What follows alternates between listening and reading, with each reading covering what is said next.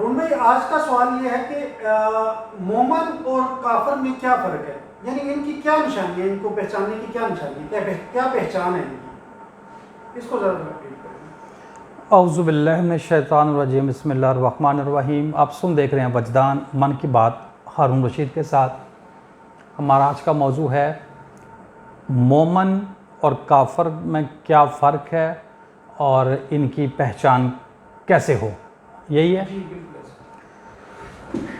इसमें हम इस मौजू पे बात करने के लिए बहुत टाइम चाहिए और बड़ी तफसील के साथ, बड़ा वजाहत तलब मौजू है ये तो, लेकिन ये कि हम मुख्तसर वक्त में इस पे बात करते हैं। तो नबी साहब, मोमन और काफर की जो पहचान है, इस पे हम कुरान मजीद की एक आयत से बात कर लेते हैं और एक हज़रत अल्लामा इकबाल साहब के शेर से बात कर लेते हैं, और कोई थोड़ा सा हम अपनी तरफ से भी बात इस पे कर लेते हैं। तो पहले हम किस पे किया जाए, कुरान मजीद की एक आयत से ले लेते हैं, ठीक है। बिस्मिल्लाह रहमान रहीम। अच्छा जी, ये कुरान मजीद की 25 नंबर पारा है, पारा नंबर 25, और सूरत है हामीम सजदा। इसकी आयत नंबर है 53, 53। तो यहाँ पे हम इसको वो पढ़ते हैं ना, नाजरा नहीं पढ़ते हैं, हम इसका तर्जुमा कर लेते हैं, ठीक है। अल्लाह ताला कह रहे हैं कि हम इनको अपनी निशानियां दिखाएंगे आफाक में और ख़ुद इनके अंदर भी, यहाँ तक कि इन पर ज़ाहिर हो जाएगा कि ये हक़ है। अच्छा, यहाँ ब्रैकेट में लिखा हुआ है कुरान हक़ है, लेकिन ये एक बात बताई जा रही है, एक असूल बताया जा रहा है इस कायनात का और इंसान का हम आहंगनी, अल्लाह ताला के एक जो है ना गैर हद जो एक है इसका निज़ाम अल्लाह का, ये वो बताया जा रहा है। तो उसमें लोग कुफर करते हैं, इनकार करते हैं, तो अल्लाह ताला फिर बता रहे हैं कि मैं अनकरीब दिखाऊंगा अपनी निशानियां आफाक में और इनके अपने अंदर, ठीक है। यहाँ तक इन पर ज़ाहिर हो जाएगा कि ये हक़ है, ये हक़ है। और क्या ये बात काफ़ी नहीं कि तेरा रब हर चीज़ का गवाह है, यानी कि गवाह किसे कहते हैं? जो हाजिर हो, उसी की गवाही मानी जाएगी ना। तो इस कायनात के अंदर अल्लाह ताला की जो मखलूक़ात हैं, उनका एक सिलसिला इतना बड़ा है कि उसकी कोई हद नहीं है। कितनी को मखलूक़ात हैं, कितनी को बड़ी कायनात है, कितनी को मखलूक़ात हैं, कितने आलम हैं, कोई नहीं जानता रब्बुल आलमीन के। ऐसे ही है ना, वो हर चीज़ का गवाह है। यानी कि जहाँ चीज़ वहाँ वो, जहाँ वो वहाँ वो चीज़, दो नहीं है ना, एक वजूद है। तो कोई चीज़ भी कायनात में ऐसी नहीं है जिसका अल्लाह शाहिद ना हो। जब मालिक खालिक राज़िक ही वो है, संभालने वाला ही वो है, तो फिर शायद भी तो वही है ना, गवाह भी तो वही है ना।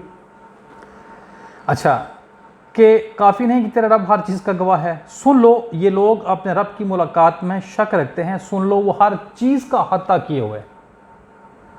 देखें, जो बात मैंने पहले कर दी वो बात आगे वही आई है।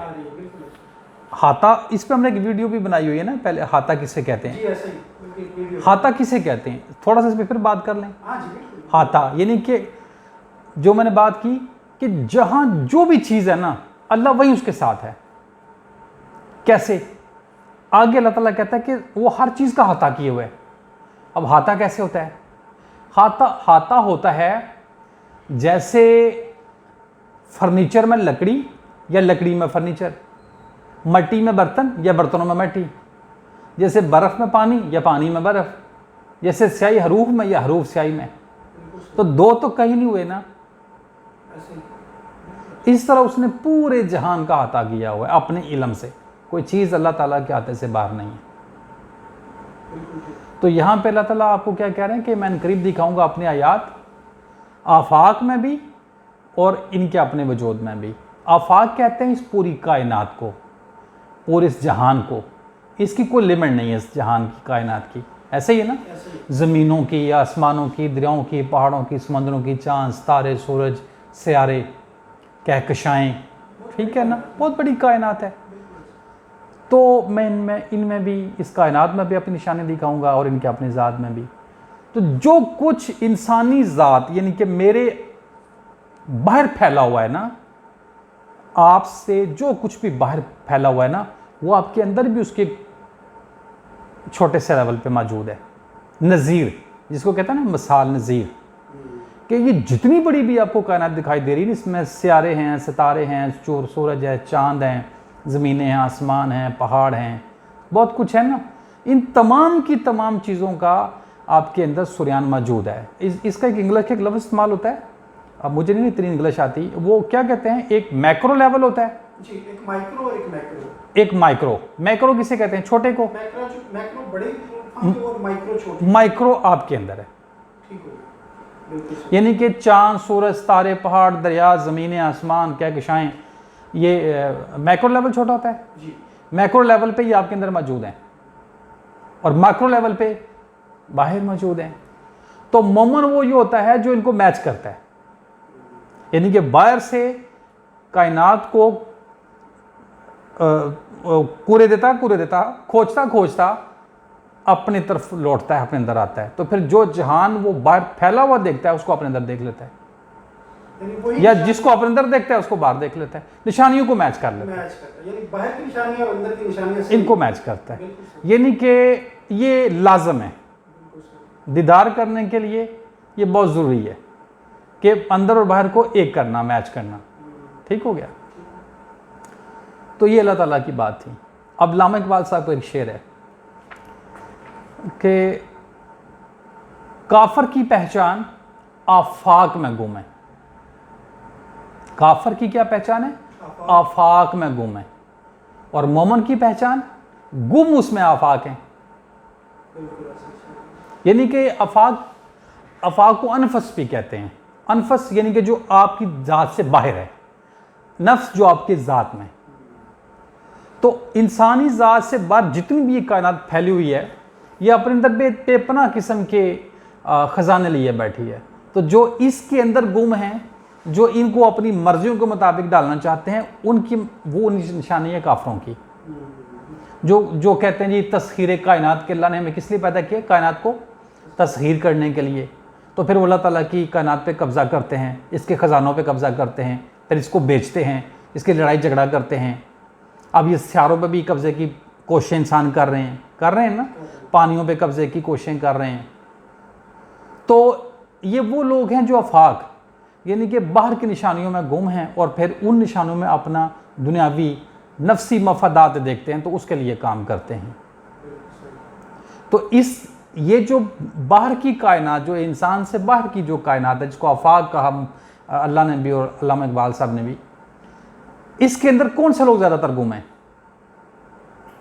ज़्यादातर जो रिसर्च करते हैं या जो रिसर्च करते हैं, साइंसदान जो इसके अंदर रिसर्च करते हैं, ऐसे ही। और उनके मामलतकार जो उनको ये टारगेट देते हैं और पीछे उनको फंडिंग करते हैं, जो उनके पीछे खड़े होते हैं, बड़े बिजनेसमैन ही होते जो बड़े बिजनेसमैन हो गए या मुल्क वाले हो गए। हैं। जी बिल्कुल ऐसा। ठीक है। तो ये दोनों की तरफ हो गया कि ये काफिर हैं, दुनिया की लालच में है। दुनिया के लालच में। अल्लाह की निशानियां तो देख ली, हाँ, लेकिन दुनिया की ईमान नहीं लाए। ईमान नहीं। तो जो इस आफाक में यानी कि अपने से बाहर कायनात में जो गौर करने वाले लोग हैं, चाहे वो साइंसदान हैं या आम लोग हैं, तो उसमें बहुत सारे ऐसे भी हैं जो ईमान ले आते हैं, यानी कि उनको जो ईमान है तो वो मजबूत हो जाता है, यानी कि उनका मजबूत हो जाता है, उनका ईमान बड़ा पावरफुल हो जाता है। लेकिन जो अक्सर तादाद है, जो ज़्यादातर उनकी तादाद है, वो गुमराह हो जाते हैं, वो काफिर हो जाते हैं। तो साइंस को सब कुछ समझते हैं। वो साइंस को सब कुछ समझते हैं। जो साइंसदान होते हैं ना, उनका जो एक्सट्रीम लेवल होता है ना, उसमें 99% आपका गुमराह होना ठहर जाता है, और 1% 2% होता है कि आप पक्के मोमन बन जाते हैं। तो अल्लामा इकबाल साहब का शेर क्या है कि काफिर की निशानी आफाक में गुम है और मोमन की निशानी गुम उसमें आफाक है। कि वो इस पूरे जहान को जो इससे इससे बाहर है वो अपने अंदर देखता है कि ये जहान मेरे अंदर ही छुपा हुआ है। वो एक आलम अकबर है, पूरा जहान आलम अकबर के बड़ा आलम है, तो मैं एक आलम असगर हूँ, यानी कि इस बड़े आलम को मैं छोटे लेवल पे अपने अंदर लेके बैठा हूँ, यानी कि मैक्रो लेवल पे और मैक्रो लेवल पे। ठीक है, तो गौर करने से अल्लाह ताला की निशानियों पे आपका ईमान बढ़ना चाहिए और मजबूत होना चाहिए। अगर हम वो जो आयत है, अगर हम इससे थोड़ा सा पीछे जाएं ना, तो एक आयत थोड़ा सा हम पीछे जाते हैं। और जब हम इंसान पर फजल करते हैं तो वो आराज करता है और अपनी करवट फेर लेता है, और जब इसको तकलीफ पहुंचती है तो वो लंबी लंबी दुआएं करने वाला बन जाता है। कहो कि बताओ, अगर ये कुरान अल्लाह की तरफ से आया हो फिर तुमने उसका इनकार किया तो उस शख्स से ज़्यादा गुमराह और कौन होगा जो मुखालफत में बहुत दूर चला जाए। अच्छा, मैं यहाँ सिर्फ एक चीज़ देखना चाहता हूँ, इस आयत में भी उस आयत में भी। ये मैं थोड़ा सा पढ़ लूँ, मेरी अरबी इतनी अच्छी नहीं है लेकिन मैं पढ़ लूँ।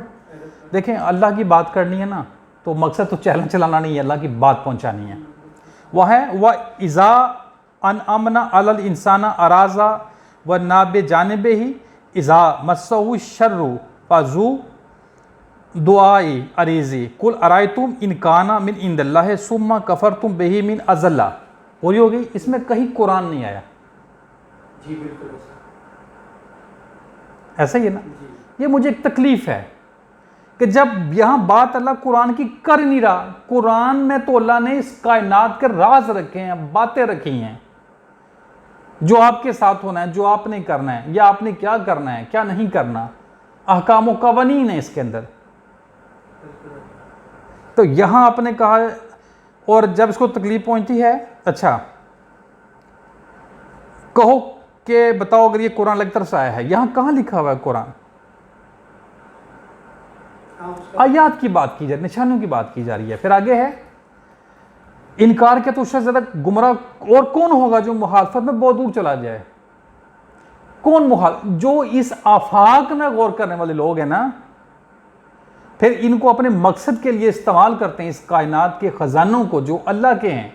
अल्लाह ने क्या कहा कि ज़मीन आसमान किसका है? अल्लाह का, और जो कुछ भी इसके बीच में है किसका है? अल्लाह। ये अल्लाह का है और अल्लाह के लिए है। तो आप कौन होते हैं इसको अपने लिए इस्तेमाल करने के लिए? क्या आप अल्लाह हैं? तो यहां कह रहा है कि इनकार किया उस शख्स ने, उस शख्स से ज्यादा गुमराह और कौन होगा जो मुखालफत में बहुत दूर चला जाए। तो वो कौन लोग जो मुखालफत में बहुत चले जाते हैं, जो लीडिंग पोजीशन पे इस कायनात को लीड कर रहे हैं, इसमें मसाइल पैदा कर रहे हैं मखलूकात के लिए, वो अल्लाह के अहकामात की मुखालफत कर रहे हैं, वो कर रहे हैं ना। ठीक है, अच्छा अब दूसरी आयत में भी देखें, उसमें भी है सानुरीहिम आयातना फिल आफाके व फी अनफुसिहिम। आयात अल्लाह ताला कह रहा है, निशानियां। आयत कहते हैं निशानी को, कि आप कोई भी बशर ऐसा नहीं है जो अल्लाह ताला का, जैसे हम एक दूसरे को देख रहे हैं अल्लाह ताला को ऐसे देख सके। आप अल्लाह को पहचान सकते हैं अल्लाह ताला की सिफात से, अल्लाह को उसकी निशानियों से पहचान सकते हैं। तो अल्लाह ताला की निशानी कहाँ है? ये पूरा जहान जो है ये अल्लाह ताला की निशानियां हैं। ये अल्लाह ताला के अस्मा व सिफात के मुकम्मल ज़हूर का नाम कायनात है। तो यहाँ इस कायनात में अल्लाह ताला की निशानियां हैं। तो वो कह रहा है मैंने करीब दिखाऊंगा। फ़ी अनफुसिहिम हत्ता यतबय्यन लहुम अन्नहुल हक़ अवलम यकफ़ी बिरब्बिका अन्नहु अला कुल्लि शैइन शहीदु अला इन्नहु फ़ी मिरयातिन मिन लिक़ाइ रब्बिही अला इन्नहु बिकुल्लि शैइन मुहीत। अच्छा, यहाँ लिखा जी, यहाँ तक इन पर जाहिर हो जाएगा ये कुरान हक है। भाई कहाँ इन दोनों आयत में अल्लाह ने कुरान की बात की है? अब क्यों लोगों को डिट्रैक्ट करते हैं? तो किसी भी इंसान को कुरान मजीद को अपनी अक्ल से तर्जमा नहीं करना चाहिए। देखिए, हमें इन आयात के मुताबिक हमें क्या बताने की कोशिश की जा रही है तर्जमा करने वाले ने, कि इस कुरान की बात हो रही है। वो अल्लाह ताला निशानियों की बात कर रहा है। वो कह रहा है कि मैं करीब दिखाऊंगा अपनी आयात माइक्रो लेवल पे भी और मैक्रो लेवल पे भी, यानी कि इनकी अपनी जानों में भी, इस पूरे कायनात में भी। वो लेवल तो आने दो। वो लेवल कौन सा है? ये जिससे आज आप गुजर रहे हैं। आज आपके पास मरीख की खबरें हैं, मुख्तलिफ सियारों की खबरें हैं, सियारचों की खबरें हैं, है ना। मुख्तलिफ जगहों पे आप जाते हैं, ज़मीनों के नीचे चले जाते हैं, पहाड़ों के ऊपर चले जाते हैं, पहाड़ों के ऊपर आपकी दस्तरस है, पानियों के नीचे आपकी दरस है, ऐसा ही है ना। यानी कि जितनी भी अल्लाह ताला ने खजाने पैदा किए इस कायनात के अंदर, इंसान उनको अपने ताबे कर रहा है।